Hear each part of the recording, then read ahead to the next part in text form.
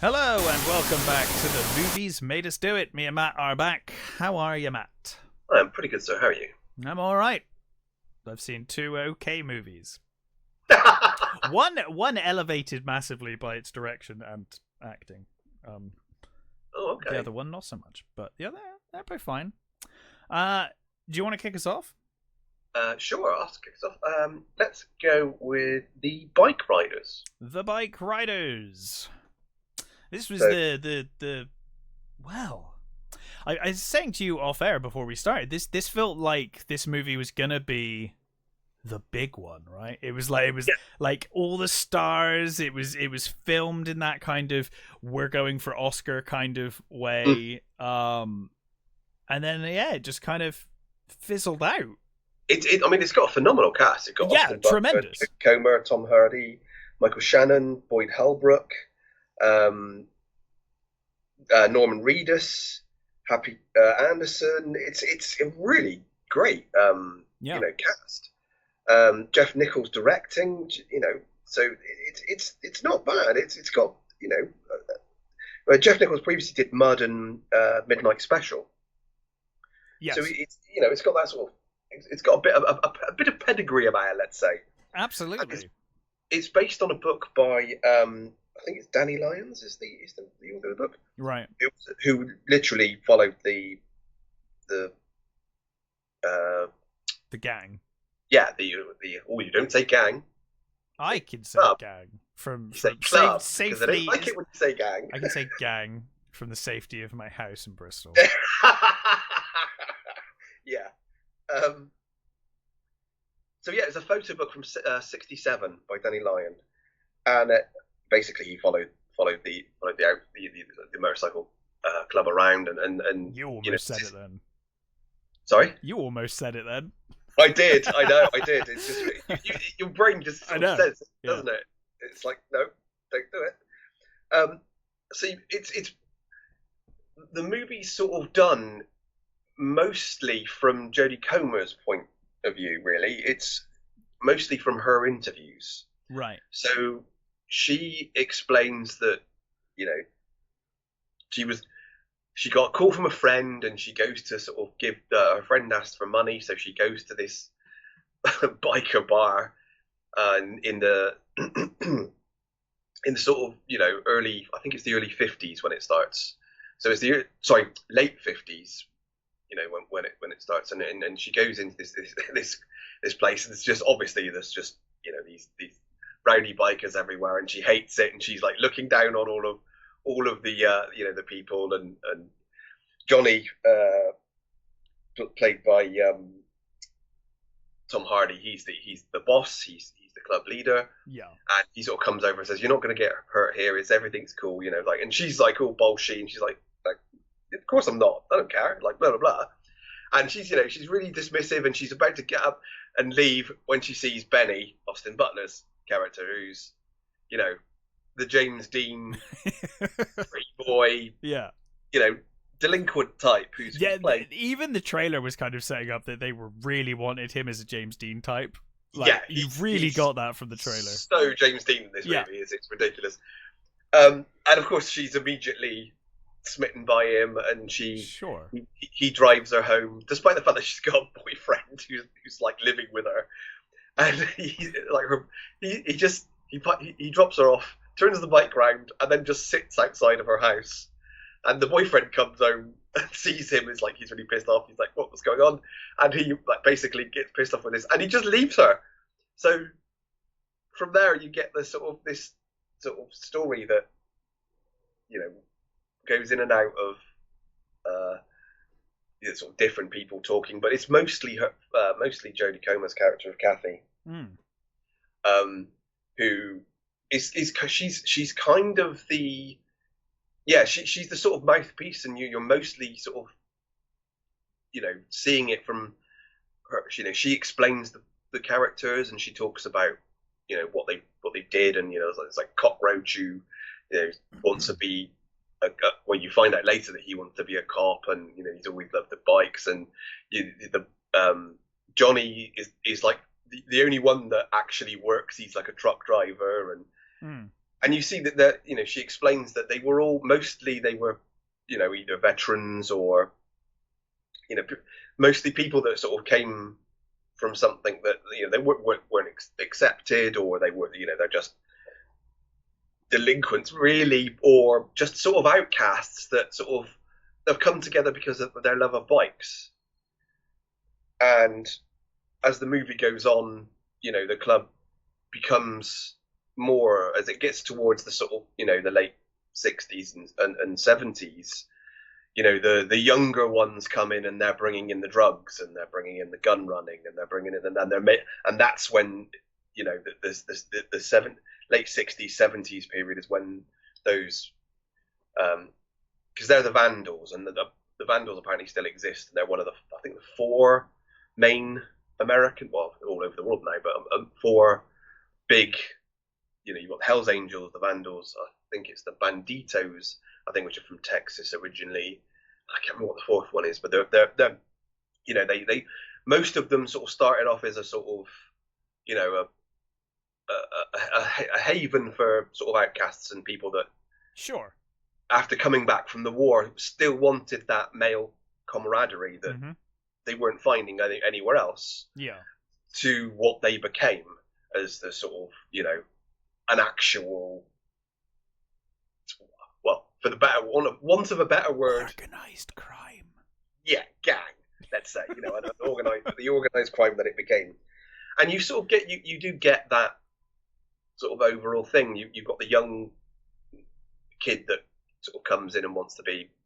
There's actually a pretty good scene that there's a kid that he's, when you first see him, he's literally just called the Kid, and you first see him there robbing hubcaps off a car, right?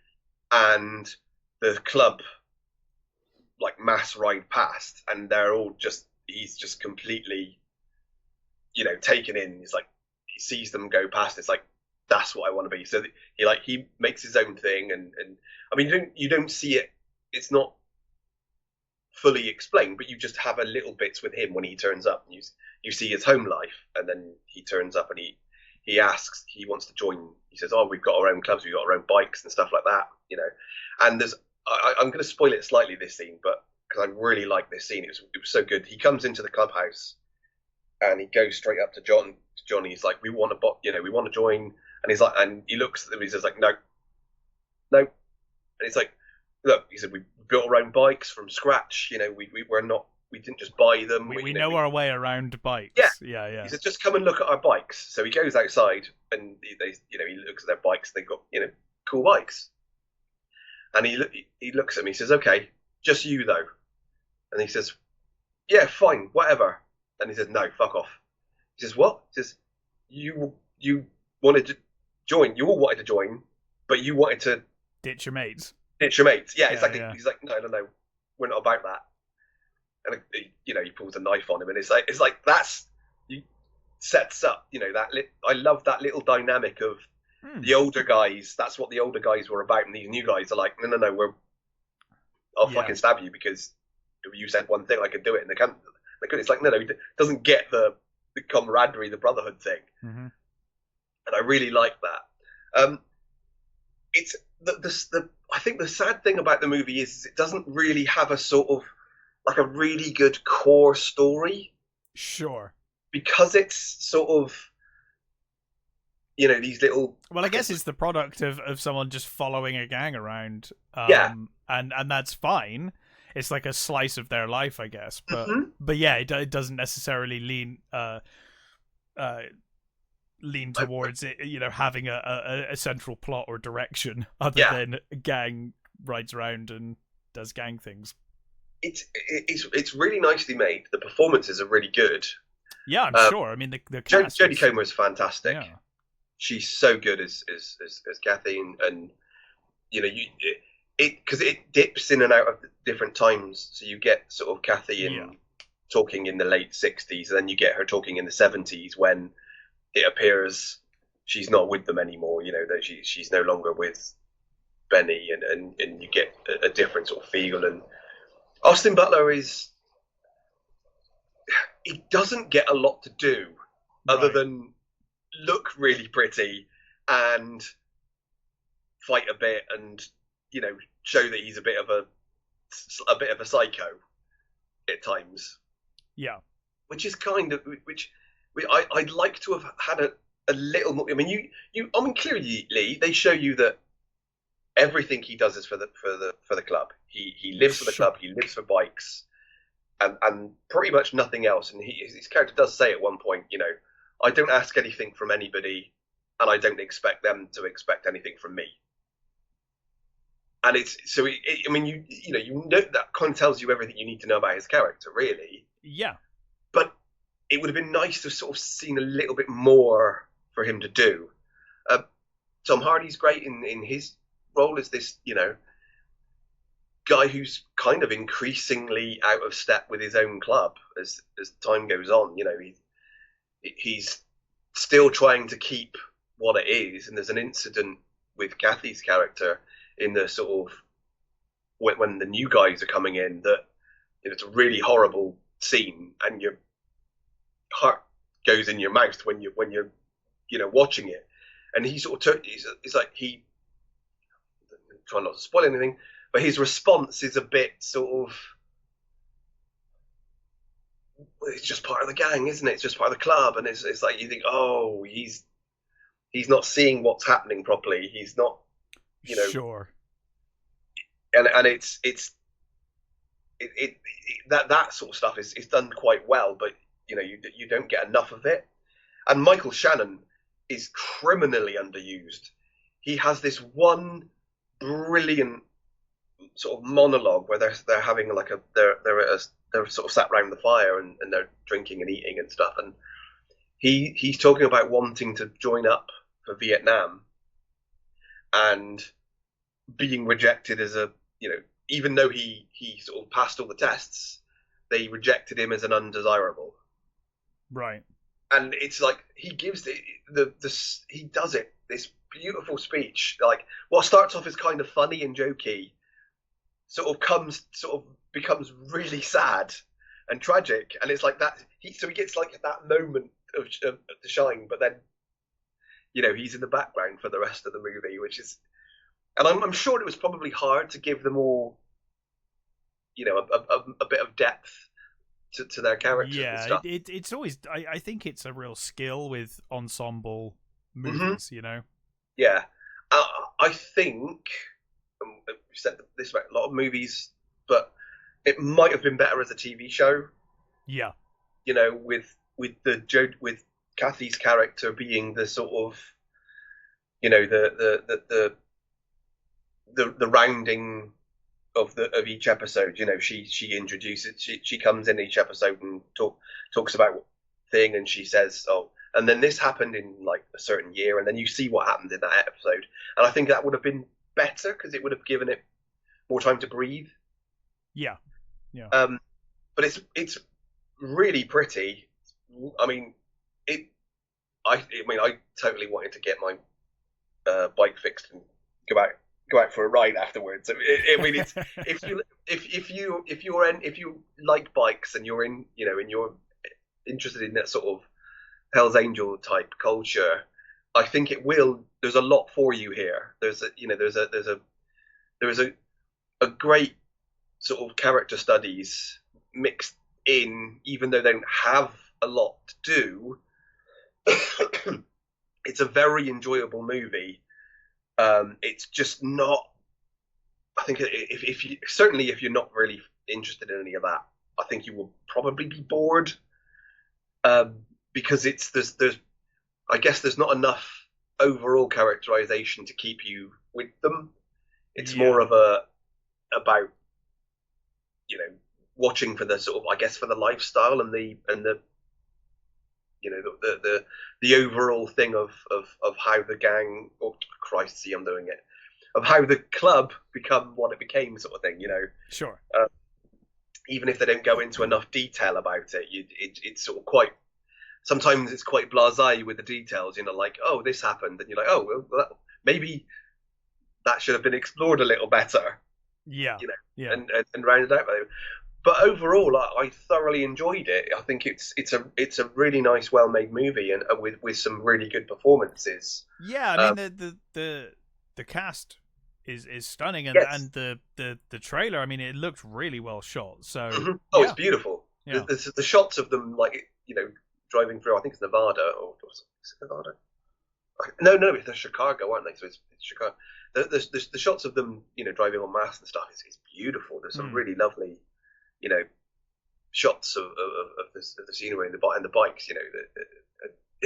You get little rumbles that are quite nice, but it still feels like even those feel like they could have just been a bit more. And I'm not asking for like full on,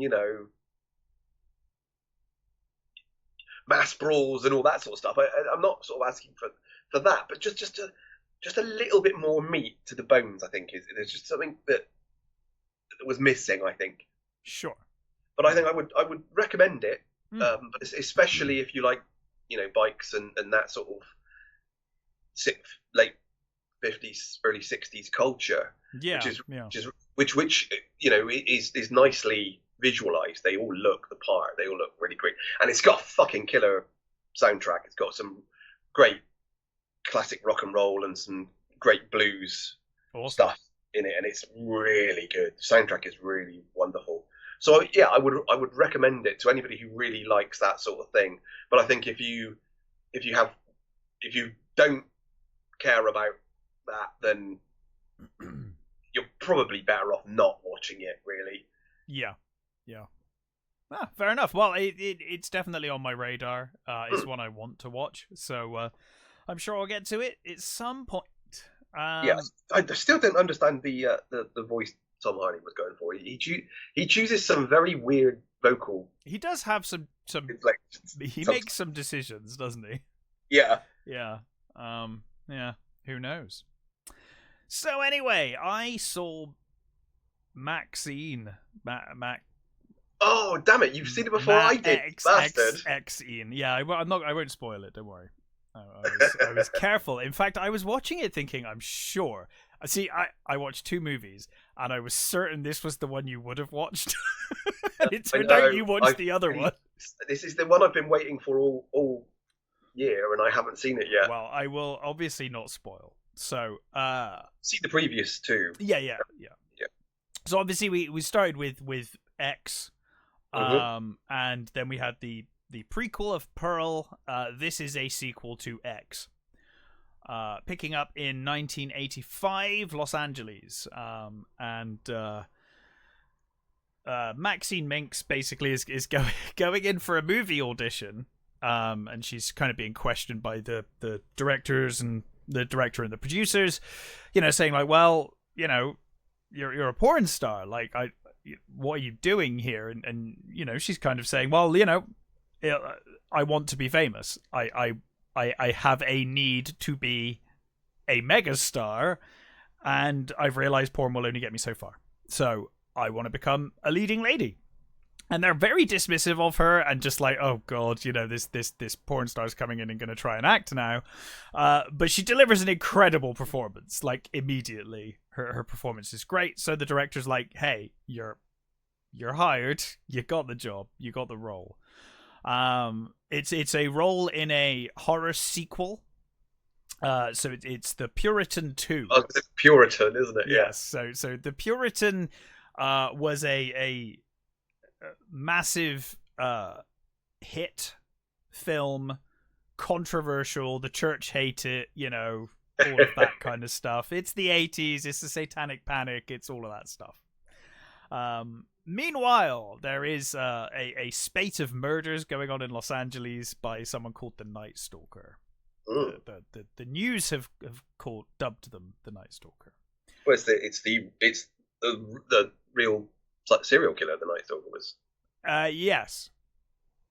The movie has a spin, but yes. I presumed it did. Yeah. So Maxine basically is the start of the movie is obviously a little older. It's what, I guess 6 years after. 79-ish, wasn't it? 70 or maybe earlier than that. It was late 70s, wasn't it? Late 70s. I forget which specific year, but I think pretty sure it was late 70s. She's now working, obviously still working in porn and working in a video store with her co-worker and friend, Leon. And effectively she kind of says to him, hey, I'm going to be the next star. She's like, guess, you know, she kind of comes into to the video store and she's like, name actresses who had their name massive actresses that had their start in horror. And he kind of obviously he's a film nerd, so he's like listing off all of the He's Tarantino then. Effectively, yeah. And she's like, and you can add me to the list now. I got the role. And you know, they kind of talk about it, but at some point one of her the porn video that they were shooting for X turns up at the video store. So this all kind of kicks off this whole thing going on. Meanwhile, the Night Stalker is murdering people that MaXXXine is in some way involved with. Like, you know, either she's friends with them, knows them. There's a connection. So the police become interested in MaXXXine, you know, trying to work out if she can help them. Basically, they're obviously suspicious of her, but also they're trying to see if she can help, like, stop any more victims. And yeah, so I'm careful because I know this is one of your like favorite franchises right now. I think it's fair to say, right? Because that was 2 movies, and you were like, the prequel's even better. Yeah, like it's on a roll. I loved X, but Pearl I thought was a phenomenal movie. Yeah. So I won't say too much more, other than obviously there's this whole Night Stalker thing going on. There's the mystery around who's delivered the tape, and the police are kind of sniffing around. And MaXXXine is trying to work on this film set. The movie kind of has this. Obviously we're following MaXXXine, but it's got some commentary on Hollywood and how kind of cutthroat things are and how kind of awful some of it is. You know, she's come from the world of porn, but she's realizing, it's not all that nice in Hollywood either. But she does have this director who's really trying to give her a chance, and the director says, you know, like, the Puritan wasn't meant to be this big thing. It was never meant to be a hit. I've now made this hit. I'm a woman in Hollywood in the 80s, and I'm going out on a limb giving you this role.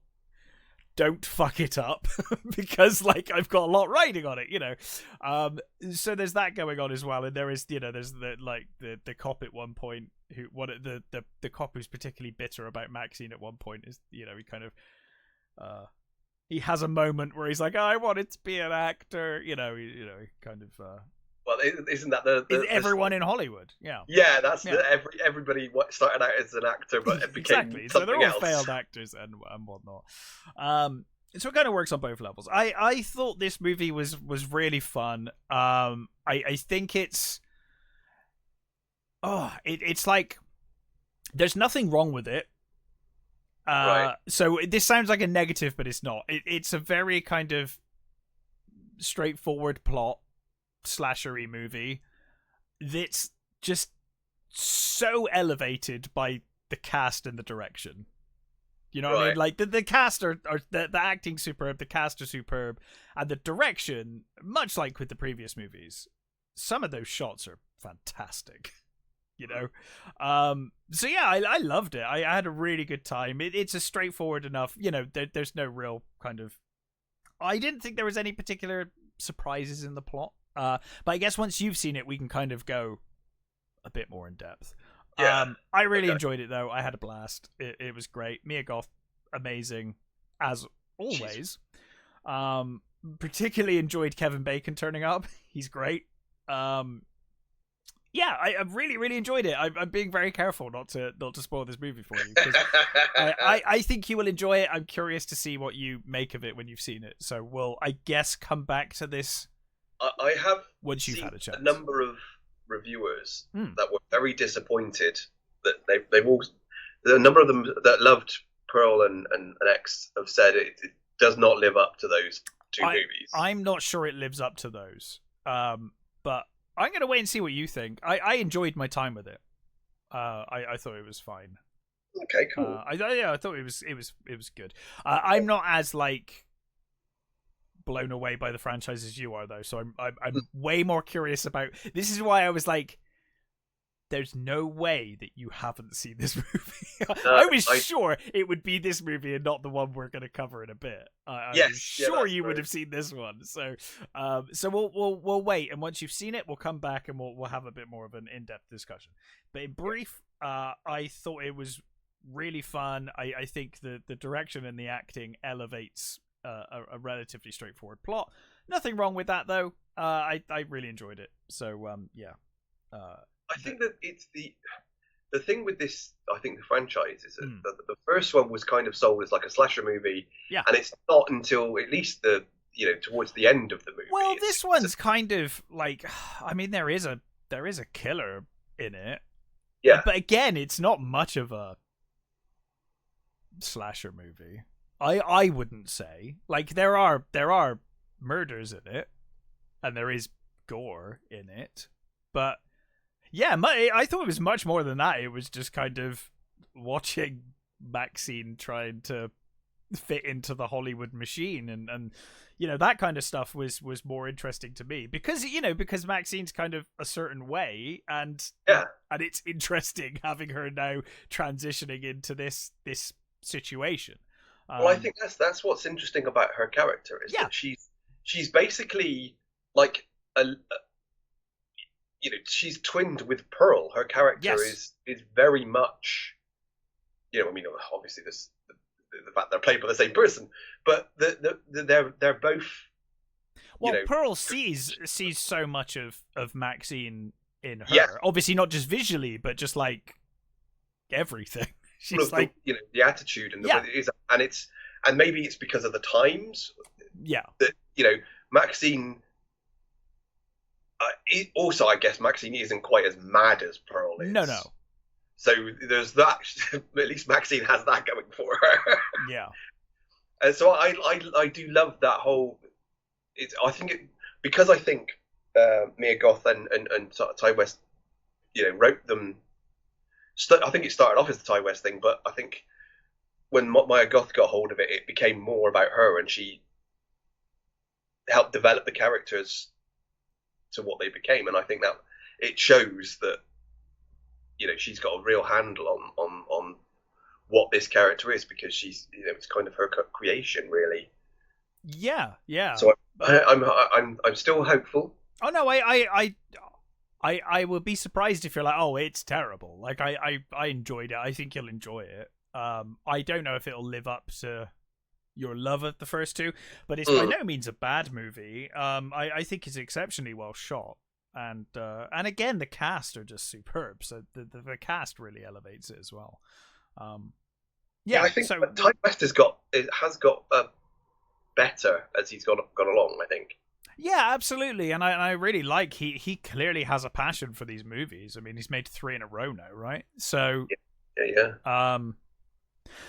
yeah, and I mean, I don't know. I've liked some of his movies. Like VHS was interesting in places. Sacrament, I agree. He's got better as time's gone on. He's got better. Yeah. But yeah, I definitely recommend it, and obviously we'll circle back to it when you've had a chance to watch it. Yeah. Anyway, what have you watched? I will go with The Dead Don't Hurt. The Dead Don't Hurt, and this is another one I saw a trailer for and thought this looks really good. Viggo Mortensen. Yes, Viggo Mortensen. Written, directed, and starring in. Yeah, it's very much his passion project. Apparently, he wasn't going to be starring in it originally. Right. So I don't know who the actor was, but they had an actor, and apparently he pulled out to do something else. So I think he was stuck, and then he was like, "Wait a minute, I'm an actor." Well, apparently Vicky Krieps said the star. She said, "Why don't you do it? It's yours anyway." No one knows the character better than you. Yeah. Yeah. So I've always had real respect for Viggo Mortensen. He really does. like I think everyone associates him with Lord of the Rings, but even before that, and certainly since, it almost feels like since Lord of the Rings, he's like, okay, I'm set for life money wise now. Yeah. I am just gonna do these weird things that I like to do. He just seems to really pick movies that really speak to him, and it would have been so easy after Lord of the Rings for him to go on and He just strikes be me in. very much as a no bullshit actor. Yeah, for sure. If you ever see interviews with him, he really is that. Yeah, and passion about the craft. Mm-hmm. I mean, he really knows his films, and he really loves his, especially kind of arty movies. Seems to be his thing. And he's got a real passion for westerns as well. Yeah, well, it wasn't it. I think after Lord of the Rings, he went straight on and did like Hidalgo or whatever. Which is I really like that movie. It's a great movie. I think most people were probably expecting him to go on and do, I don't know, I guess lesser sword and sorcery movies for the rest of his career. I think very much like this movie, actually. Yeah. I think Hidalgo was sold. Oh yeah, it was missold for sure. It was not that. It was not that movie at all. It's a really weird movie. It's about a race, isn't it? Mm-hmm. It's a really beautiful movie. It is, yeah. And this, I think, is also been missold. I think this has been sold as a sort of almost a revenge western. And sure, there is elements of that, but it's not. This movie is, it's almost like a slice of life love story, right? And it's not Mortensen's character's story really. It's Vicky Krieps' Vivian's character that's up front, and it's so we get Vivian, who is French Canadian. And I think confusingly for some people, this movie jumps about a little. Right. So it sort of does so with no sort of markers to tell you when or what time it is. So you don't quite. Sometimes you have to pay attention to know. It's like, okay, this is not now. This is then, sort of thing. So she grew up in Canada, and she was brought up on tales of Joan of Arc. So she has this real spark about her that she wants to be a warrior. She wants to, kind of not really live like women do. Now that makes it sound like it's going to be one of those, oh no, it's a feminist sort of thingy. Well, not necessarily, and also even if it's well written, and I think it's done well. That's all that matters with any of these things. If you want to put a message in a movie, I'm all for it. Just write it well. That's all I want. And do it within period. If you're going to do period, do it within period. Absolutely. And if anything, that makes her struggle way harder. So exactly, that's I think what the beauty of this movie is actually is, she wants to be this, but she also wants a partner. She wants to have a family. She wants to have a family. Yeah. And at one point she says, I just want someone who's kind of treats me well and likes the sort of similar things, and it's just nice. It's just there's that idea that she doesn't want to marry him. He wants to marry her. She said, I don't want to marry you, and I'll never marry you. But they're sort of, they become happy. But I'm getting ahead of myself. So she, when you sort of first see her as an adult, she seems to be, well, actually, I don't want to spoil the beginning, but so when we properly see her, she's being courted by this rich Irish guy who he's pompous, and he's talking about himself, and he's saying all these things, and he's really trying to control her, and she's trying not to have it, and then sort of you see she's buying, I think it's fish at the sort of the market sort of thing, and there's Mortensen's Olsen, who's basically just sat on a barrel with his horse, eating fish with his knife, and she's immediately intrigued by him, and she just sort of walks up to him, and he, he offers her some fish off his knife, and they talk, and he sees that they speak French, and there's a sort of, she kind of takes him home, and they sort of really bond, and she takes him to this art. She says, "Do you like art?" And he's like, "Sure, yeah." So she takes him to this gallery where this Irish guy it's like his home, and it's his gallery, and she basically shows him off. It's like, "Oh, this is my friend," and of course he's really pissed. This Irish guy's really pissed off. It's like, "Oh, I hope I hope you're fine," and he sort of stalks off, and that's their sort of relationship from there. It's he then, he takes her off to his cabin in Nevada, which is like pretty desolate. It's in the side of this sort of mountainy, sort of hilly sort of area, and it's quite barren. But there are trees around and stuff, and she comes into his house, and it's like pretty bare. There's hardly anything in it, and there's dead mice in it, and she's like, this place smells like shit. It's horrible. I can't stand this place. And it's like, but she ends up staying with him, and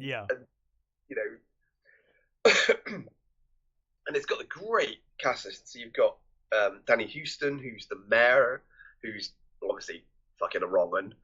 You've got what's his name? I've forgotten his bloody name now. Garrett Dillahunt, who's the sort of, he's the rich guy of the area. Him, and he's got this son. He's the Alfred Jaffreys, and he's got a son called Weston Jaffreys, who we establish almost at the very beginning, where we see him gun down a load of people in the saloon, and then he basically just walks out, kills the deputy, and just walks up and rides off. So we set up very early that he's a fucking psycho. And from there, you get this sort of, how do I explain it? Basically, Olsen says that he thought he was a soldier before he fought in Denmark, when was it Denmark? I think it's Denmark. So he was a soldier before, and they won that war. It was a hard war, but now we've got the Civil War coming up, and they've asked for volunteers, and he's like, I'm going to volunteer. I think I could do good. I want to fight for the Union, and she's like, don't go. It's not your war. It's like, but this is my country now. This is, he's an honourable man. It shows him as an honourable man who wants to fight for his country. So he leaves, and she's on her own in this. She takes, is the free spirit. She takes a job in the tavern, in the saloon. So she's working in the saloon, and at first, Olsen's like, why are you doing that? Why? But he doesn't tell her not to. But then he pisses off for like 5 years while the war's going on, and leaves her. And I'm not going to spoil what happens, but things happen, and when he comes back, the situation is such that require him to do something, maybe. Yeah. And she says no. Don't worry about it. They accept, and they just go on with their lives. And I think this movie will absolutely infuriate anybody who's going into this movie thinking, oh, it's going to be a Western. Sure. Yeah. And you've seen Appaloosa. That's the Viggo Mortensen movie that I think people want from this, and it is not that. No. It's quite a long movie. It's a 2-hour movie, and it's very slow, because it's not about the sort of these revenges and stuff. And even though there is that element in it, it's about these two people who have found each other and how they sort of cope with things, and how they deal with it, and how, you know, life can kick you in the balls, and especially, you know, out there where they are, and but you just deal with it, and you, with a bit of kindness and a bit of, you know, love, you can get over those things, and you can enjoy things, and you can be. It's such a beautiful movie. It's so good. And Vicky Krieps, I think I've only seen her in one or two movies before, and I don't think she never stood out for me as a because I don't think I've seen. I think she's had big performances that I haven't seen, but she is wonderful. There's a specific there's a particular moment where something's happened with her character, um, and there's a scene where she looks directly at the camera, and she's looking, and it's like she's looking at you, making you complicit with what's happened. Sure. And it really choked me up. It was like a real sort of, oh fuck, you know. And it's such a beautiful performance of you know, done right, of a woman trying to be, you know, tough, and trying to sort of not be just a housewife, or not just be that sort of thing, but be a bit independent, and have a life, and you know, expect more from what she's been given, you know. And I think it's done really well with you know, it could so easily have been a sort of a bolshy character of, because that's usually how they write these sort of, you know, these characters, these female characters, that you know, they could have sort of ruined it and made her sort of over the top, but she's not that. It's not. It's done really beautifully and really subtly. All the performances are great. You've got like 5 actors from Deadwood, so you know, you've got these great. You've got, you know, there's W. Earl Brown, who's the, you know, the saloon owner. You've got Jaffrey's, who's Garrett Dillahunt. You've got Ray McKinnon.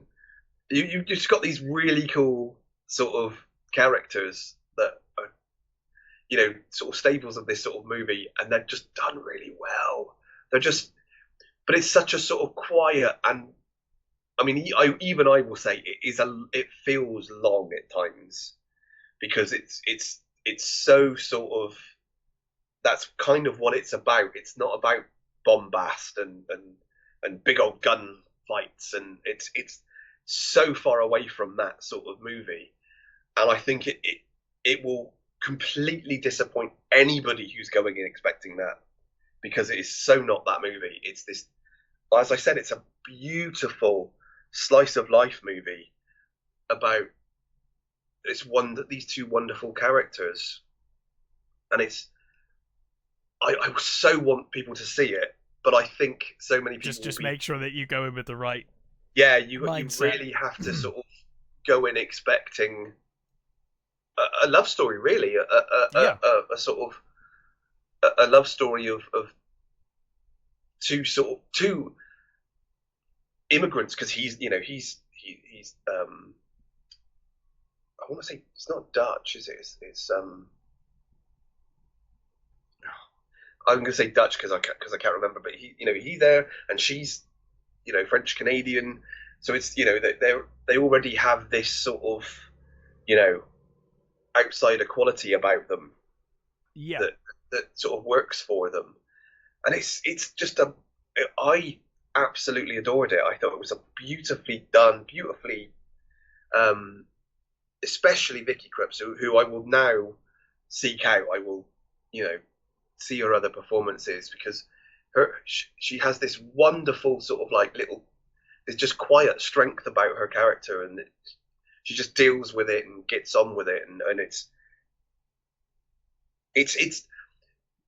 I don't think anybody's going to sort of, you know, revolutionize the Western or anything like that, but I think what it is it's part of that Western that wants to be, I hate using the term, but it's an elevated Western. it's not your gunslinging revenge thing. It's just such a beautifully done movie that I would recommend to anybody who wants to see a a tragically sort of awkward romance in a Western setting. You cannot go wrong with that with this movie if that's what you go into. If you go in thinking, oh, it's a Western movie, then you're going to be really really disappointed because it is not that. And as I said, it will feel like a long movie to you, and you will probably be bored. But if you go in not expecting that, if you go in hoping to see a lovely movie, then I highly recommend it for that, because that is what it is. It's just, and it's got this wonderful score, this beautiful score, which I think Mortensen even had a hand in that as well. So it's all Mortensen's stuff here. For him, I think it's an absolute triumph. I think other people's mileage will vary very much, but I think you will like it. I think you will appreciate it. And I think my wife, who's not a big Western fan, I haven't shown it to her, but I think she'll like this if I show it to her. So I mean, as cliche as it sounds, I think a female audience will appreciate this more than a male audience will. I think for certain reasons, and that may sound dismissive, and I'm not being dismissive. But I personally think this is a really good movie, and I highly recommend it for anybody who wants to see something beautiful and well done. Cool. Well, I mean, I'm definitely going to be checking this one out. I was really impressed by the trailer. I thought it looked really good, and knowing that it's kind of Vigo's passion project intrigues me quite a lot. Because, like I said, he is. I mean, obviously, arguably, all actors are artists, but he is kind of that kind of student of the craft, and very much passionate about all things film. So yeah, I was really intrigued, and I thought the trailer looked really good. So I will definitely be checking it out. There's a really lovely moment. Vivian has this dream of a night, and we keep seeing this. It's throughout the movie. There's this sort of theme of this knight errant that we keep seeing. And when you see the knight coming over the hill, he's wearing Aragorn's sword. Yes, I saw an interview where he said that the sword was in it very briefly. He was like, "There's a cameo by the sword." Yeah, it's the sword that Jackson gave him at the end of Lord of the Rings, and he kept it.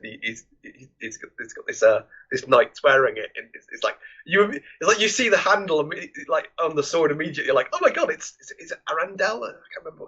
Yeah, something like that. Butchered, but yeah, it's like, oh, that's really cool. Yeah.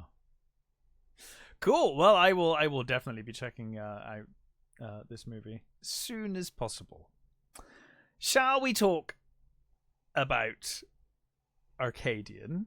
Let's do it. The movie we've both seen. Like I said, I was sure you would have seen MaXXXine and not this one. This is the one we've both watched. Yep. It's a 2024 post-apocalyptic movie directed by Benjamin Brewer, and starring for half the movie Nicolas Cage. And other than that, it's mostly a teenage cast. So I mean, it does almost feel like they only had £5 to give for Nicolas Cage, and they went, "Okay, I'll be in it for a bit." I did find that really annoying. It was like, oh great, it's a Nicolas Cage movie. It's not a Nicolas Cage movie. It's not a Nicolas Cage movie. However, I did think this movie was kind of more interesting for it, I guess. I quite liked this this kind of teenage coming of age. There's there's bits in this movie that I was like, yes, I remember being a teenager. It's like, oh my god, it's the post-apocalypse and there's aliens and or weird creatures everywhere that are murdering most of the population. Yeah. But all I care about is this girl. Yeah. She is my world. I'm only happy when I'm around her. I was like, okay, yeah. Well, I've been a teenager before. I remember this. So effectively this movie takes place in the post-apocalypse, and we kind of open with Nicolas Cage and his two teenage boys. Not sure if he's the father or if he just found them, but he is their father now. It never tells you, does it? It was vague. At least I didn't notice if they did. I mean, they call him their dad, so yes. You know. Well, he certainly raised them from babies. It doesn't really matter. No. But it's never entirely clear whether he is the father or not. But either way, he either is their father or he found them as babies and rescued them. Mm-hmm. So this is, in the post-apocalypse now, we don't really know what happened. It's left, and another thing I like about it, a movie with very little budget, it's left quite vague as to how things happened. There's a great scene where one of the kids who's trying to impress this girl, they have this game where she's like, "Oh, explain what happened in less than a minute," and in they 15 seconds. Yes, yeah, and they and it sort of proves that they don't know what. No, no one really knows. It's like, and again, I think that kind of goes back to the earlier movie and also Cloverfield, where if it's ground level, you don't necessarily. I think that's. I think if you want to equate what this movie is. I just realised you haven't talked about the other movies. That was before we started recording. What's that? We'll get to it a bit. Yeah. Well, I think that's the thing. What you can equate this to is it's a combination of Cloverfield and Quiet Place. Yes. It does feel very much like those movies. Yeah, it very much. Even the trailer was very Quiet Placey, or Bird Box, or whatever else. Yeah, yeah. But it's, I don't know. I there was something I really liked about this movie. I can't quite put my finger on it. I think the performances are fine. Mm-hmm. I liked the teenage cast, which is good because, as I said, Nicolas Cage like half the movie and then he's gone. Well, Max Jenkins was played Will in Lost in Space. Yes. So he's pretty good, mm-hmm. despite the fact that he's the slightly more annoying.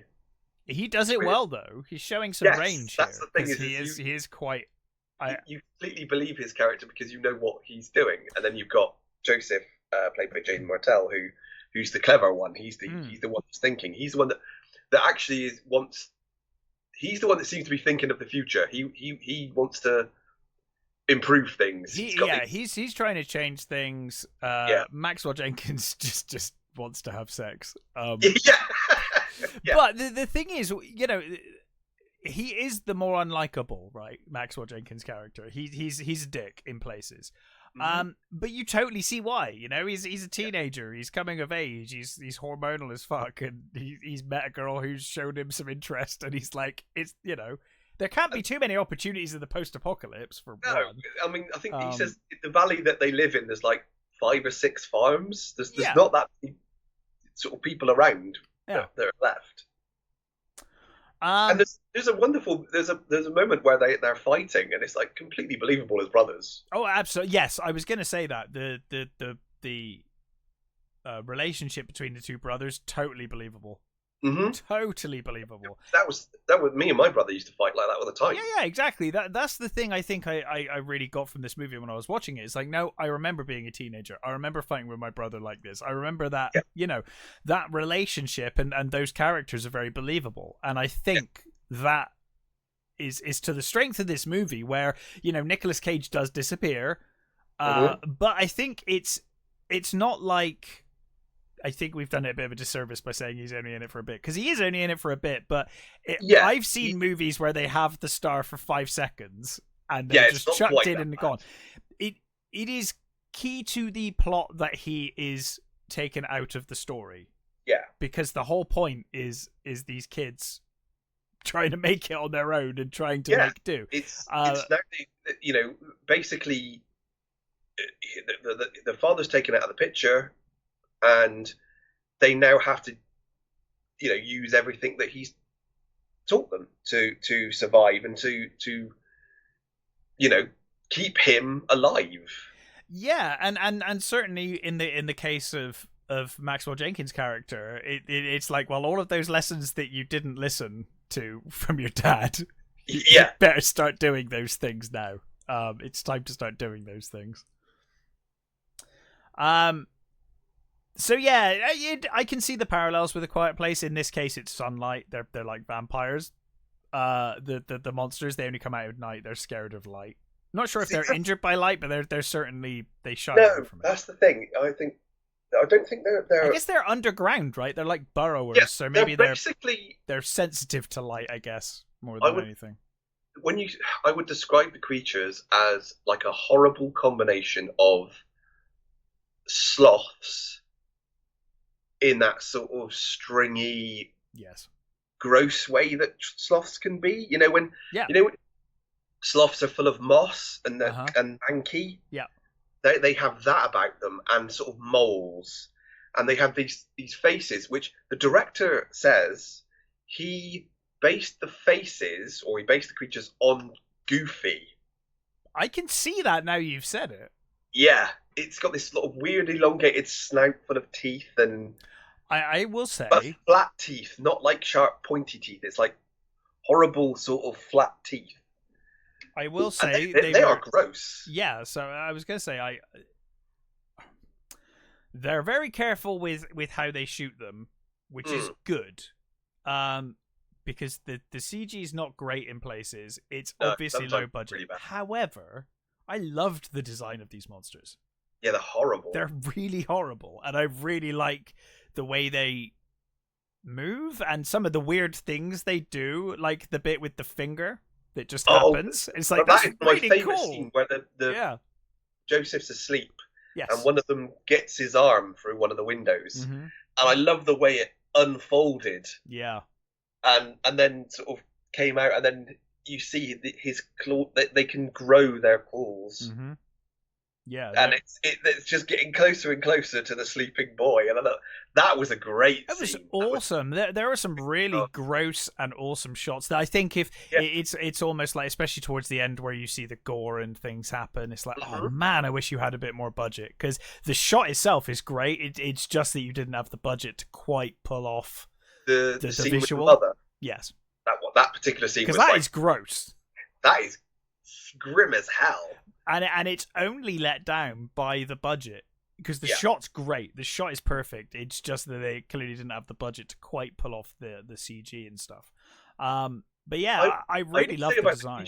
I'm not sure the creatures were the cause of the fall of the. They're never clear about it, because it could be a pandemic. It could be like. Because there's bugs involved as well, and like it's weird, isn't it? Because I think there's more. It's not just the creatures that we see in the movie. Because I think at the beginning, when we first see Cage, he's getting supplies and he's running through like the outskirts. He's running through sort of the outskirts of town, isn't he? Yeah. And you can hear sirens and gunfire and screaming in the distance. Yes. And it's daylight, which makes me think that the overall thing isn't to do with the creatures. Well, that's the thing, because I knew it was like a creature feature kind of thing, and so when I started watching it, I was like, oh, like it's like an alien invasion, and the aliens are here, and the humans are bravely fighting them off, and he's on the outskirts of the war zone. And it's like, no, not at all. That just happens, and we never go back to it. So it's like, there is stuff going on. We don't really know what. Like you said, it then skips 15 years. Yeah.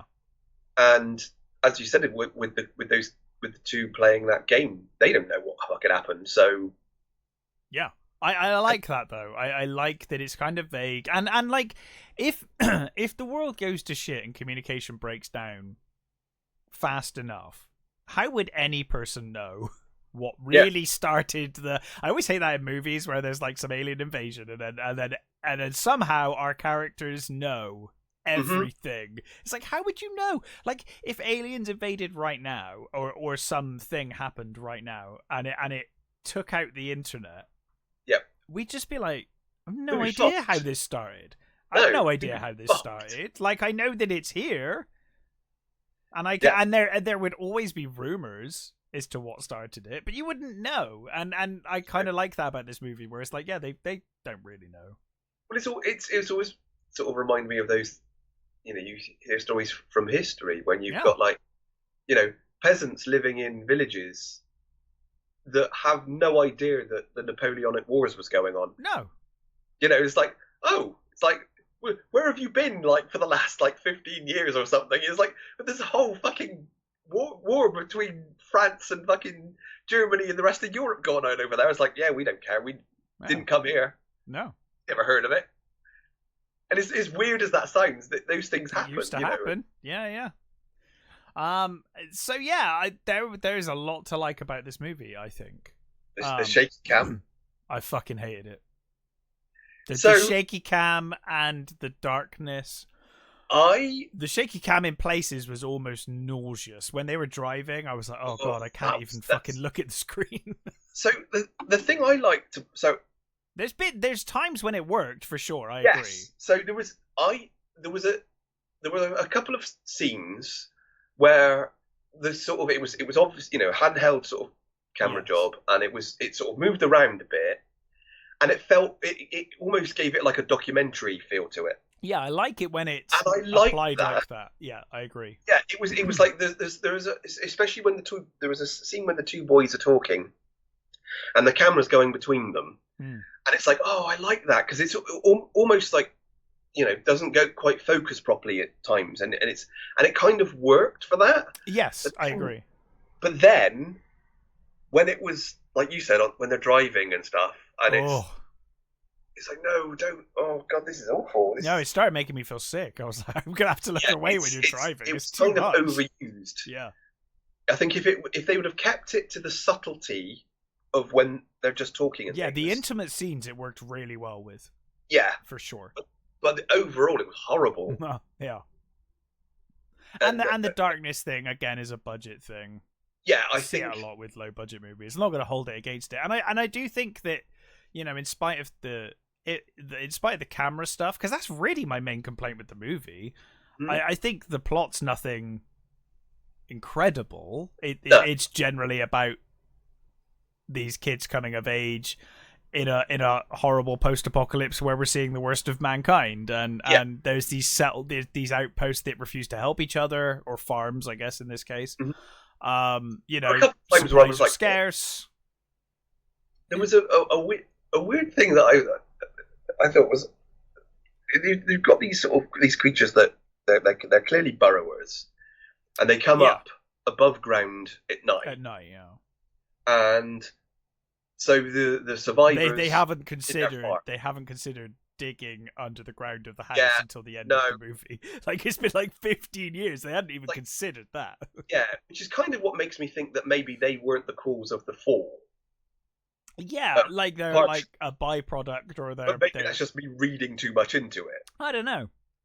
There's also things like there's a scene where, because obviously they at night they all barricade themselves in their farms and things, and there's a bit where you see the camera pans over, and there are sheep everywhere. Yeah, and they're not penned in or anything, and they're just like, and you think, well, why aren't they being eaten? Or were they just filming on a farm where?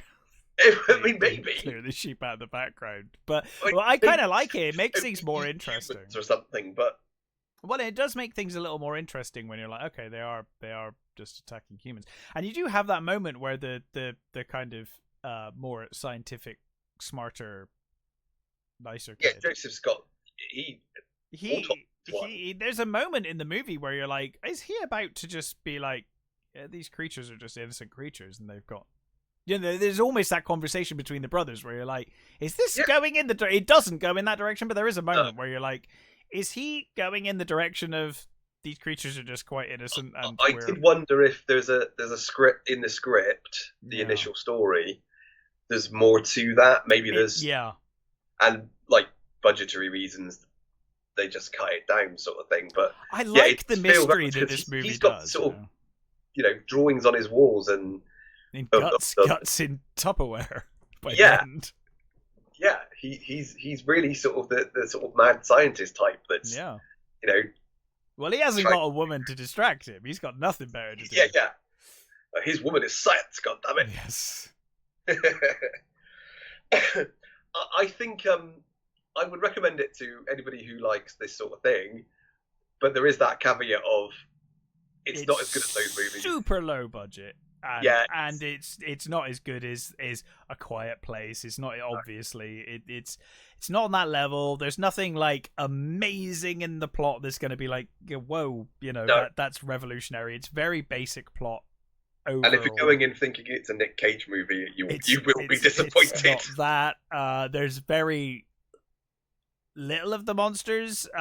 It's certainly, at first I was like, are we even going to see the monsters? Like, I was kind of like, this might be quite an interesting movie if we never actually see what they look like. They do show you, just don't expect there to be loads of it. And I think when you do see them, I think there's you've seen. I mean, you see them enough. I'm trying to spoil it. Towards the end, let's say you see them pretty well. Mm-hmm. And yes. Then the budget kicks in. Gross. I think that's probably why they're so dark, isn't it? Oh, for sure. Yeah. Because I think if there was any light, we would see how. But I do think they create some real interesting creatures there. Yeah. Really. Yeah, cool. They're really horrible. And it kind of took me back to that, the first time you see Alien, and you're just like, what even is the life cycle of this thing? Like, what is going on? It kind of took me back to that, where there's scenes in this movie where these monsters do stuff, and you're like, what the fuck is that? Like, what the fuck was that? And I love it. It's like, okay, these creatures are really weird, and we don't know everything about them, and we're not going to find out. Which may infuriate people. It didn't infuriate me. I kind of liked it. I really. There's a shaky head thing they do. Yes, that's creepy as hell. So cool. It's so just horrible. An alien. Yeah, because you have no idea what the fuck they're doing. No. Well, I do now. Yes. And I would be worried. When it does show you. I would be concerned. And it's like, ew. Uh-huh. Yeah. And I think the little cast that there is quite good. There's a solid cast. The two boys are tremendous. Really good. I mean, I think Jaden Martell, the cleverer brother, I've seen him in a couple of things. He was in It, Midnight Special. So he's been in some really cool things. I mean, there's something. Metal Lords. He was in Metal Lords. That's the movie, and I really love that movie. It's that's a real sort of heavy metal fan movie. That one, and I liked him in that. So yeah, they're pretty cool. And Cage is he's being very understated in this. He's not being showy at all. He's. I mean, there were whole scenes where he just sat there with a cigar. Yeah, he does act though. I mean, that's the thing you can say about Cage. He never phones it in. Never. No. He's just playing a very sort of subtle, laid back character that's surviving. I mean, he's got this sort of crazy idea that one day a big load of survivors are going to come over the hill and rescue them. Yes. Which you do sort of think, fucking hell, that's being optimistic. Well, it's a fool's hope, isn't it? And I guess he's just desperate. I'm just thinking, the government will come and save us soon. Don't worry. We just got to hang out a little longer. And Sadie Soverall, she was in Saltburn, but that's, I think, the only thing I've seen her in. Minor role. Yeah. But she's great. I thought she was good. Yep. Yeah, it's a nice little movie. I think it's a nice little horror movie that doesn't, it's a nice, it's got a nice sort of length. It Yeah. doesn't waste that, doesn't squander it. It sort of moves at a pretty good pace. Um, it obviously leaves you with questions, but I think that's a good thing. Yeah, I agree. I don't think there was anything that made me go, "Oh, for fuck's sake," No. which some people might. I think The only bit your tolerance for teenagers is probably going to be what pushes you. I think the only bit that I was like, really, and it is one bit, and it didn't bother. It bothered me for like a moment, and then I got over it. Was the fall where I was like, "What? You're fine after that?" I thought he was dead. I was like, "Oh, he's dead," and then it was like, "Oh no, he's fine." He's like, they mentioned he might have concussion, but he's totally fine. I was like, I thought they killed him off. I was like, "Wow, he's gone." I did as well. Actually, I thought, "Oh well, that's him fucking done then." But no, he just dusts himself off. He's fine. It seemed a bit weird that, but other than that, I would have liked, maybe if he broke his arm or at least give me something. Yeah, I thought that too. I thought he's surely broken his fucking leg. I thought he was dead. I was like, he is gone. but no, that aside, that it's a minor thing. I thought was a bit dumb was how Cage is taken out. I'm trying not to elaborate too much. Yes, but it's related. I just thought, oh, that was fucking dumb. Yeah. Like okay, sure, but maybe it was just a case of he didn't expect it so quickly or whatever. Maybe. But it felt very much like he was there too long. Yes, I agree. It felt very avoidable. Mm-hmm.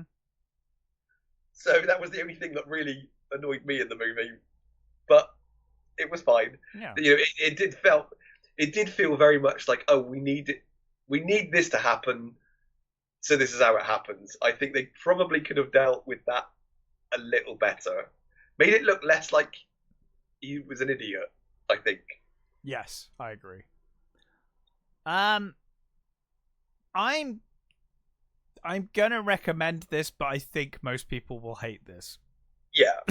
But I did enjoy it quite a lot, in spite of the shaky cam and stuff. I did actually quite enjoy this movie. But I did feel, when I was watching it, I was like, I feel like I'm enjoying this way more than most people will enjoy this movie. Yeah, and I think it's not a movie that is going to stay with me. No, for sure. And I am far more... watch it again, but... I am far more forgiving when it's a low budget movie as well. Yeah. But no, I really enjoyed it. I wouldn't watch it again or anything. No, I think they did a very good job of with what they had. I think the creatures might stay with me for a bit because that's quite an interesting design. I think if they did a sequel, I probably would watch it. I would, yeah, absolutely. I'd certainly be intrigued to see more of the world. Yes. If it's not just those particular creatures. Mm-hmm. Yeah. But yeah, so cautiously recommending Arcadian. It's a cautious recommendation. If you're into low budget horror movies and you have a tolerance for teenagers, it's probably worth a go. Just be prepared for some seasickness with that shaky cam. Anyway, is there anything else you wanted to cover? So finally, I saw A Quiet Place Day One. Yes, which is kind of continuing with that. I almost said it. Yeah. During the review, and then I was like, no, that was a conversation we had before we started recording. I was like, you haven't covered it yet. Like, what do we talk about? I can't remember. Shit. We mentioned it because I was saying that I have no interest in how the events of A Quiet Place came about.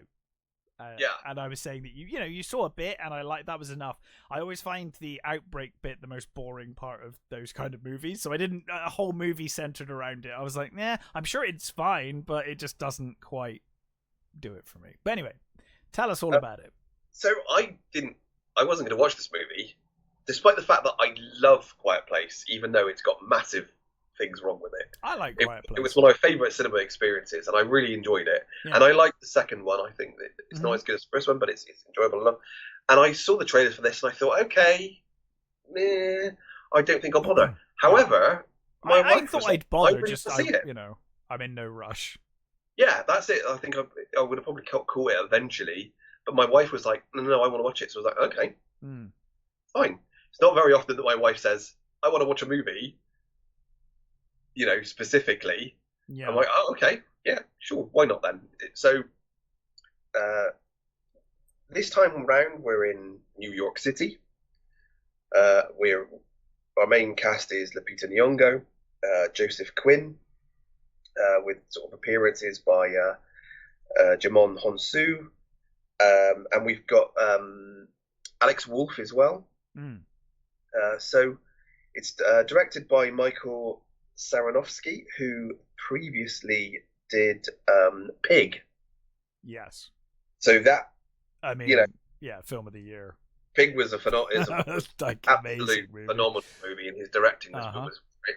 So this time round, we've got Lupita Nyong'o's Samira, who is dying. She has cancer, and she is living in a hospice, basically waiting to die. And she's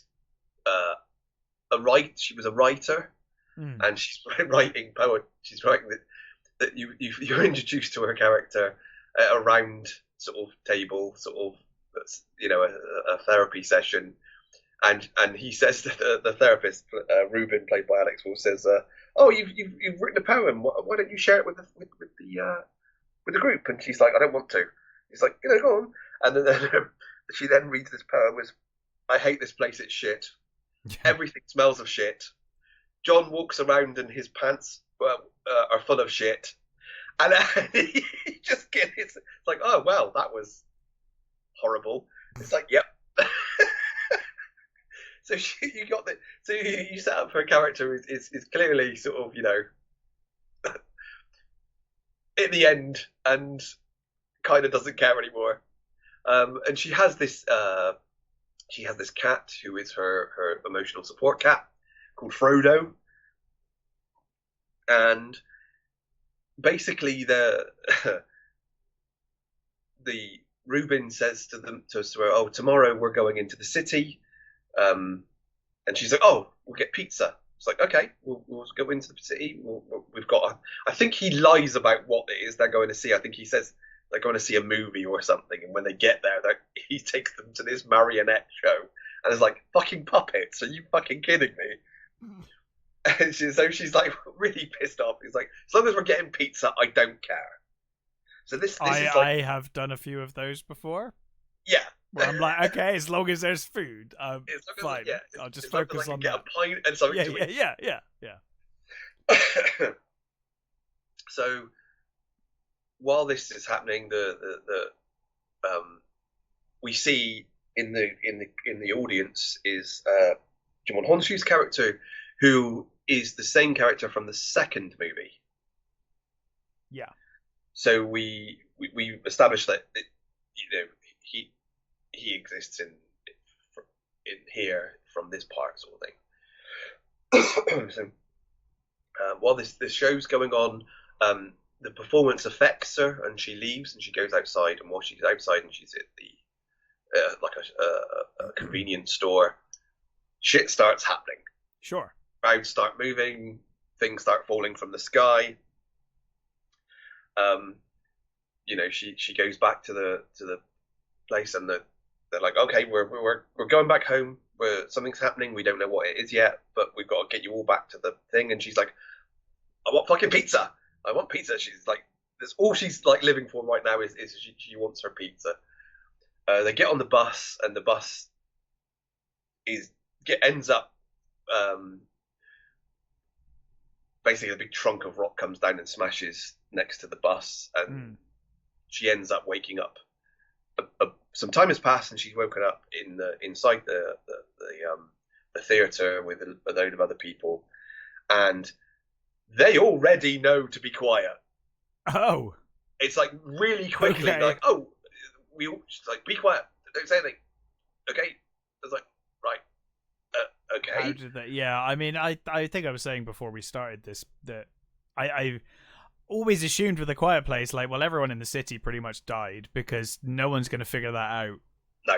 for a Well, while. they kind of show you that they've got helicopters flying over with PA systems that are shouting, "Don't make noise." Oh, okay, so they're getting So informed it's from other sort cities. of That kind of it works. sort of works, but it feels way too quick. Yeah, yeah. Well, I guess if another city had it first, I guess maybe, I don't know.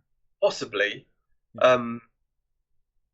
So basically, then it becomes a sort of a survival thing of her going through. Well, it's not a survival thing really, not for her because her character is dying. Yeah. What it becomes for her is that does put an interesting spin on it, actually. Yeah, she's going back to Harlem to get her pizza, which sounds fucking mental. No, it doesn't though, but does it? Because it's like, yeah. I'm literally dying. All I care about is just doing this one thing. So you then she bumps into Joseph Quinn's character of Eric, who we first see. He's like, you see when we first see him, he's drowning. And he comes up from like, I think it's like a subway entrance, a drowned subway entrance, and he comes up sort of thing. Did they say what kind of cancer she's got, or? I don't remember. Like it's not like whatever it is. It's not like lung cancer or something that's causing her to cough all the time, because that would also be. No, thankfully not. But she is in constant pain. She does have like she has like a patch sort of that she puts on for her pain medication, which of course wears out ultimately. Wears out, so she has to sort of go and get some. And Eric, Joseph Quinn's character Eric, when he comes out of this sort of water, he sees the cat, and he follows the cat. So there is a lot of this cat in this movie. If you're a cat lover, this movie's gonna be right up your alley.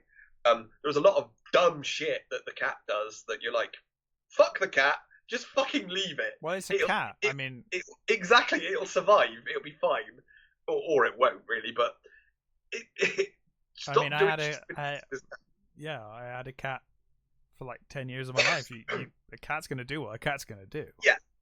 So he follows the cat to. Now I must admit, like, if I was like terminally ill, I'd be like, I'm just going to spend time with my cat and just be done with it. But yeah. I certainly, if you want to survive, I don't know that it's a terribly good idea. No, it really isn't. Luckily, it's not a dog, because dogs are way more verbal. But he sort of ends up just following her. He's so sort of lost, and you find out that he's an English guy who has been studying in America. So his family. I thought you were talking about the cat for a minute there. Okay. No, Eric. Yeah, right. So Joseph Quinn was it Eddie in Stranger Things? Yes.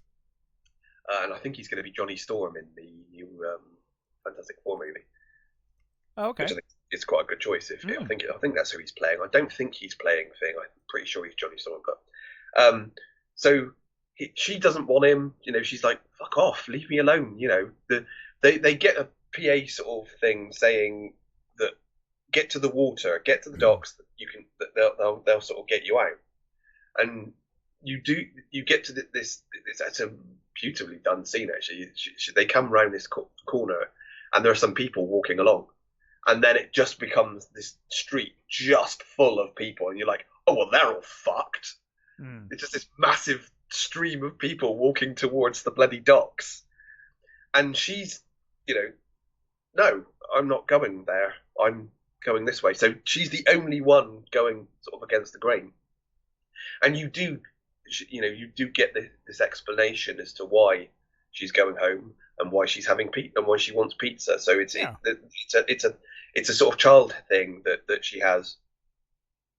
And it's from there. She's sort of surviving almost despite herself. Yeah. So this film does not tell you anything about the invasion. Cool. Doesn't tell you where it came from. Doesn't tell you what really happened. All you see is more of the big rocks coming down. So they were obviously part of what in those rocks, but it doesn't tell you anything else other than that. Yeah. You don't really learn anything about them. Oh, except for one thing. So there's the impact points of these sort of these craters and stuff. There is like a fungus growing. Okay. And they eat it. Right. So it's one thing that I said before they actually see them eating that. I said to my wife, I said, I don't think we've ever actually seen the creatures eat humans. Yeah. Which I'm pretty certain you don't. They just I kill don't them. think so. I think you're right. I think they just kill them. Yeah. They're just rampaging monsters. They don't eat them, they just kill them. So I think they survive on this weird looking fungus that's growing in these things. It's like they brought their own food with them. So you still don't get any explanations to what they are or whatever. So anybody going into this movie thinking, oh, they're going to explain what happened. No, they don't. It's a completely different dynamic from the other two. Yeah. Because your main character is kind of already dead. You know? Yeah. What this is a character piece. It's all about her character, and it actually makes it way more interesting. That is what I liked about this movie. Way more interesting. It was so much more interesting way to go than just doing another what we've seen before. I think people will hate it because I think it's not what they were sold. I think again it's another movie that was missold. It's a real tour de force for Lupita Nyong'o. She is wonderful. You know, just sort of shuffling around with this cat from sort of scene to scene, really. And you know, Joseph's character is a bit of a dick, and he's a real sort of, at times you really want to fucking slap him, but it kind of works for what they're doing. And you know, again, there are dumb things that they do that they kind of did in all of these movies. You just think the sort of decisions that that are taken that you just think, oh come on, really? So you do, there is that, but it's a beautifully shot movie. It's like I said, all about her. It's I mean, this could almost be anything other than just a survival movie. It didn't really need to be a Quiet Place movie, really. Sure. Yeah. It's because it's not. I guess it shows you what happened in a city as opposed to like the village. The little country bit you get in the first one, and the second one is a bit more industrial, which is vaguely interesting. Yeah. But the idea of this global disaster happening and being terminally ill, and just being like, I just want to fucking have this pizza and die. That to me is a way more, like, now you have actually sold me on watching this now. It sounds like a way more interesting story than the trailer showed me. I'm much more on board now, actually. I'm actually really glad I watched it. Yeah. Actually, I really liked it. I really liked it a lot more than I thought I was going to. I mean, it's not as good as the first one. No, of course not. But at least it's doing something different. But that's the thing I liked about it. It's so different. It's telling a story within the Quiet Place world, and I'm down with that. It is, and because obviously with a Quiet Place there was something very obviously compelling about a heavily pregnant woman, trying to kind of survive. One of the stupidest decisions about that movie, but sure. Well, of course, but it is an interesting. It's situation, isn't it? And the core of that movie was about that family surviving, and it's that movie is very much a family unit movie. Yes, this is very interesting in its own way, though. Yeah, exactly. Yeah, and this is very different, very nice. Which, to its credit, I think is probably the main reason I will now actually go and watch it. Yeah, and you get these lovely little sort of just pop-in performances like from Honsu, his character and his family, that they sort of just pop up, and they don't do an awful lot. Well, actually, there's one very good scene with him actually when they're in the theater and they're up on the roof and they can see how much things are turning to shit, and one of the other people there starts panicking and starts being loud, and I won't spoil what happens, but that's his character's moment in that right. in his movie. He has a very nice sort of moment to do with his. Well, yeah, I'm not going to spoil it, but yeah, that's a very nice moment, and you get these lovely moments where there's some like little set pieces like them escaping through a sort of a flooded subway, and when they come up, and there's this beautiful sort of little spoiler, but she wakes up at one point in this church, and it's wonderful, it's beautiful. It's just this she's her pain meds have completely worn off, and she's like almost delirious. She's in this church, and everybody's being quiet for obviously, but there are other people there, like not making a sound in this church, and it's a beautiful little shot. It's wonderful. So it's really, really wonderfully put together. I think it's another movie that I think is going to disappoint people. Sure. Because I think people will be going in thinking, oh, it's another Quiet Place, it's another thing, and I think they were promised, what. I think it sort of it feels like that the way it was sold as find out what happened on the first day, and it is not that at all. Well, that is kind of how the trailers have sold it, for sure. Yeah, it's not. It's a really. I think it's actually far more interesting as a result, though. It's just a lovely story of these mainly her, but just going through her life and coming to terms with what's happened, and it's like, yeah, well, I'm on my way out anyway, so just want pizza. Yeah, it's. I'm kind of down with that. That's yeah. It will definitely annoy people that are expecting that, but I think if you go in to see a really great performance, and to see a really nicely put together story of just one person dealing with it in their own way, not in that sort of I must survive, I must do everything for my family, it's not that. It's a really nice story, and I really enjoyed. It's a suitable companion piece for those movies. I think it's a really done really well, and I would recommend it if you liked it. And it's only like an hour and a half, so it doesn't drag or anything. It trundles along quite quickly.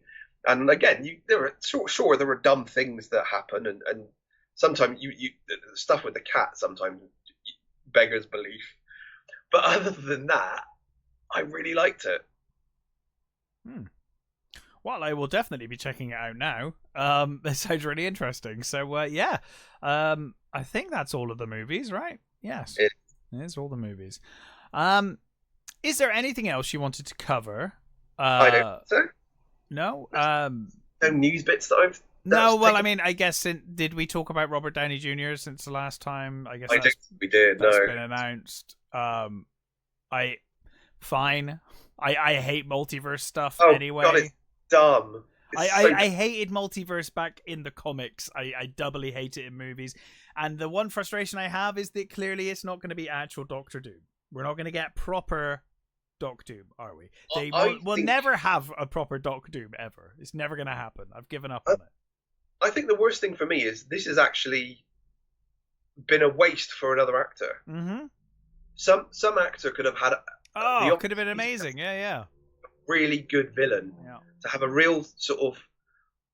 almost like a starring vehicle for you. Yes. for that, and that's kind of been taken away on a sort of gimmick. Yeah. And don't get me wrong, I love Robert Downey Jr. I think So he's do a I, great but actor. I also just feel like they're going to do another thing like they did with the Mandarin and who else have they done it with? They did it with a couple of characters now, where it's like, oh, that's not the real one. The real one's still out there somewhere. Yeah, Like, it just seems like it's such a stunt. Well, it is, and it was obvious even from the press conference thing, or the Comic-Con thing, because it's like, oh yeah, so it's 2 Avengers movie. The first one's Doc Doom colors, the second one's fucking Iron Man colors. I wonder what could happen.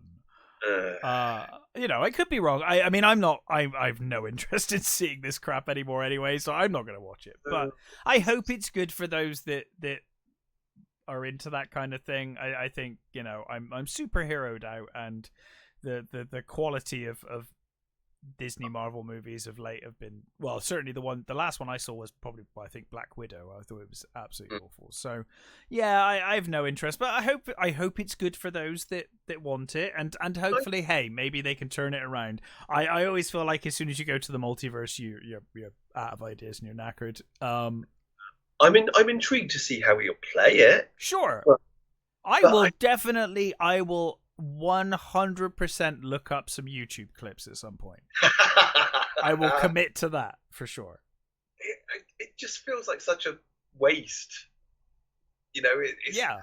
I mean, I don't know who I would have chosen to play Doom, but I think you needed somebody like, I don't know, like a Jason Isaacs or a... Jason Isaacs, not a bad choice. Somebody like that. And I did read a comment which made me laugh. I thought someone said, "Oh, they went to Oppenheimer and picked the wrong actor." I'm not sure about Cillian Murphy as Doc Doom. I thought, well, I guess I could kind of see it. I'm not sure he's got that. Yeah, maybe. I mean, he's a fantastic actor. I'm sure he. That's it. I think he probably could pull it off. Yeah. But I didn't. I just thought that was a funny comment. God, I'm trying to think now. Who would I cast as Doc Doom? All the actors I'm thinking of are way too old now. So I'm I think that's the problem. Is who's even around Jason Isaacs now? I think is a bit too old. Who's around now that could play Doom? I really don't know. No. Who isn't already playing some bloody? That's it. It's a lot of people are already in superhero movies. They've all done something. I guess you can do the old repollinate from DC or something if it was somebody from DC that you thought could work, but I don't know. Well, as soon as you said that, I was like, oh, Jeremy Irons, like 20 years ago, probably could have pulled it off, but not now. I think the problem we have right now is all the actors with real gravitas and sort of, which is what you need from Doom, pull right? it off, are now all too old. Mm-hmm. I can't think of a current actor of a younger, I'm really struggling now, that has that. No, I'm gonna have a think about that. Yeah, I'll come back to this on another episode at some point. Probably when the movie comes out. It's also a sign that Disney's panicking. Possibly. I mean, their stock's tanking and things are not going well. So maybe. Maybe they need a win right now, and I guess that's the best they could do. Well, they got one. They got one from Deadpool Wolverine, right? Not that that was necessarily them, but no. Again, they'll probably take the wrong things from it. Possibly. They always do. Yeah. Well, who knows? I mean, it definitely feels like a desperation move to bring Robert Downey Jr. back, which says to me that they realize that something must change. Mm-hmm. And of course, I think, there's long been the argument of superhero fatigue, and I can see that to an extent, because certainly I felt that even before this started going downhill. I was like, God, I'm bored of this now. But Deadpool Wolverine has just proven that clearly that's not a thing for the wider public, and people will go see these movies if... I think there's only superhero fatigue because the movie's got shit. Well, that's the thing. I think I am fatigued with superheroes, and I now think it's shit anyway. Yeah. But clearly that's not the case for most people, because Deadpool Wolverine was huge. But I think Deadpool Wolverine was huge because it's those two characters. Well, maybe, but I it's mean, those two characters cast correctly and acting like those characters yeah, should, you've got which to. goes a long way. I mean, Hugh Jackman's Wolverine is probably the most recognizable. Oh, see, it's bloody Magneto. Fassbender would have made a really good Doc Doom. That could have worked. Oh, yeah, I could see that. That totally could have worked. You can't do it now, though. Nah, he's already been Magneto. Yeah, that would have been. Plus, that's Fox owns. It's too much, but that would have worked. It would be another Elseworlds thing, wouldn't it? Or Exactly. Multiverse thing. Yeah, I don't know. I think because Wolverine, Hugh Jackman's Wolverine is so beloved, and Reynolds' Deadpool appeals to such a wider audience because of the way his character is. Yeah, I think I would have been more surprised if it tanked. I'd been very surprised if that movie tanked. Yeah, but I think it has shown to everyone that clearly this isn't flogging a dead horse. If you cast the right people, make the movie in the right way, cast the characters correctly, there is still clearly an audience. So the waiting audience due to superhero fatigue may not be such a thing. But we'll see. I mean, I guess it's certainly they could turn it around and improve things. It's the funniest. I don't know that I'll be interested either way, but I do think it's. But it's the funniest thing that Hollywood has spent the last 10 years sort of forgetting is that if you give them the audience something they want to watch, it's funny, they'll watch it. Go and see it. Yeah.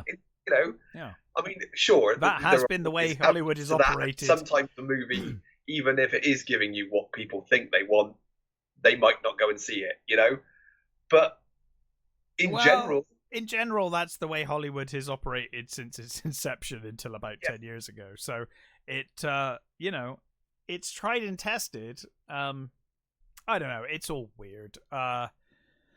We'll see. I think they just got lazy and got to a point where they thought they could slap the Marvel name on anything and it wouldn't matter about the quality. And that's true, but that will only get you so far, and it will start to decline ultimately when people get sick of it. And it looks like that's what's happened, but hopefully they'll turn it around. Many people have pointed out it all became about their messaging and well, I don't even know if it's that. Well, I guess there is that, obviously. Unescapably, but it's certainly just a big chunk of it. Also, just that, and again though, it takes me back to what I said earlier. I don't care if you want to put messaging in a movie, if you want to have a message in your movie, I'm fine with it. What really bugs me is how badly written all of this stuff is, and often badly directed, because it appears to be being made by committee and just changed at the last second. So the effects teams are getting treated like absolute crap as they try and. Keep on top of things, so the effects look bad, the script's terrible, nothing makes any sense, it's terribly directed because it's been cut to pieces. There were rumors that directors were brought in but only to direct certain things, and then our action scenes are already taken care of by this. It just sounds like it became such a lazy mess of and it's like they need to go back to that, write good characters. If you're going to put a message in a movie, fine, but just write it well, shoot it well, direct it well, have good actors, good production. And get back to all of that. Have said that they were given a script and it said, and now there's a fight scene, and it's like, well, okay, there is zero passion in that project. Involving what? There's zero passion there, is there? Yeah. The fact that you're like, oh no, 20 minutes in, we have fight scene. Yeah. Generic fight scene happens. It's like, no, there's no passion in this project anymore. This is a disaster. And like I said, you can get away with that for so long because Marvel had such a good reputation that they could do that for a while. They were right, But now they're realizing that that will only last so long, and it was only ever going to last so long. So hopefully they'll turn it around, and hopefully them casting Robert Downey Jr. is a sign of that for those that still are interested in that kind of thing. Because I mean, you can't deny that it's a good idea because people will want to see. Financially, it's a great idea. I think it cheapens the death of Tony Stark and all of that stuff. I mean, hopefully they'll, I guess, they'll say, well, it's a different version, but it still feels like we're going to end up with Tony Stark as Iron Man again for at least one movie, and that kind of cheapens him off. In the same way, I kind of feel the same, not that I've seen it, about Deadpool Wolverine. I'm like, well, Logan was a really good send-off for that character. And have you heard about the beginning of that movie? You told me about it off air before the last episode. That, for me... Sounds awful.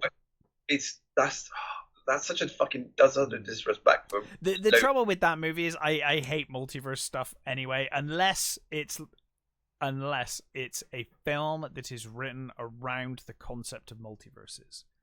If you do everything everywhere all at once, your entire movie is based around that. If it's a comic book property that you've now just lazily shoved multiverses in because you've ran out of ideas or killed off characters you want to bring back, it's awful. It was awful in the comics, and that's the problem with the I love multiverse stuff. Yeah, I don't, because I'm a big Michael Moorcock fan, and as a concept, it's fine. I think the way that comics and now movies are using it is terrible.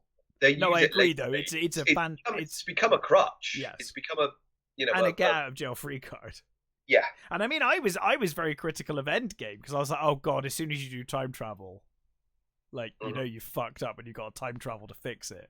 And now I'm like, oh god, like multiverse is even worse than that. That's like another level on. There's like zero stakes now. Any character that dies, don't worry about it. Multiverse them back. Who cares if anyone dies anymore? I mean, I've heard a few people say what they should have done a while ago. When they got the X-Men rights, they should have just rebooted the whole thing. I would have rebooted the whole thing and started in the 60s. Yeah, just with the X-Men and Fantastic Four in the 60s, and then gone through the ages. That would have been really interesting.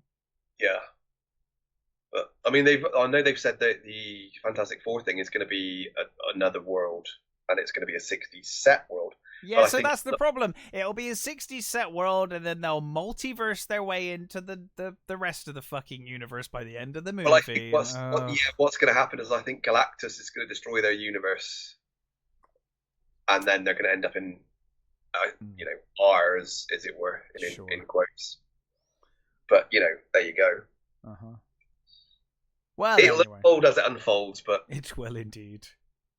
I don't think there was much else really interesting in that. No, I think that was. I was just thinking that was big news that we probably should cover. Yeah, because it happened. I think we were doing Bill and Ted, and it's like, well, I'm not going to talk about it when we do Bill and Ted, but we may as well cover it. So anyway, we will be back next week. We don't have a movie yet, but it will be a deep dive into something. I was thinking during the episode, I have a few ideas, but I'm sure we'll come up with something. So we'll be back next week with a deep dive into something. But until then, stay safe, take care, and we will catch you next time.